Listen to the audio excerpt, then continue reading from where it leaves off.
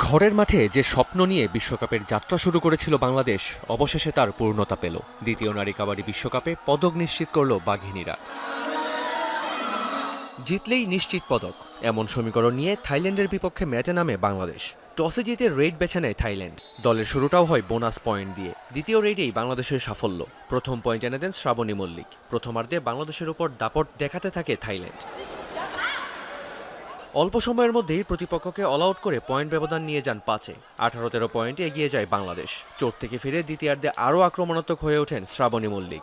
একের পর এক রেড দিয়ে দেখান নিজের মুনশিয়ানা। বাড়তে থাকে বাংলাদেশের আধিপত্য।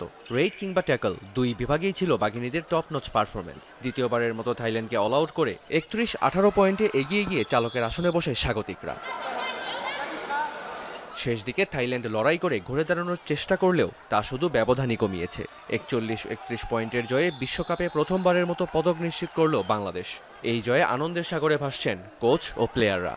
আমাদের টার্গেট ছিল যে আমরা যে কোনোভাবেও আমাদের সর্বোচ্চটুকু দিয়ে আমরা থাইল্যান্ডকে হারাবো। ইনশাল্লাহ আমরা এটা পারছি। এই জন্য আমার অনেক অনেক ভালো লাগতেছে। নেক্সট অবশ্যই ফাইনাল খেলার ইচ্ছা আমাদের। ওয়ার্ল্ড কাপে আমাদের যে কোনো মূল্যে একটা মেডেল খুব দরকার ছিল। তো আসলে আমরা আমাদের জায়গা থেকে সর্বোচ্চ চেষ্টা করেছি। আমাদের জায়গা থেকে আমি মনে করি এখন পর্যন্ত সাকসেস। তারপরেও আমরা চেষ্টা করব সামনে আরও ভালো করার জন্য।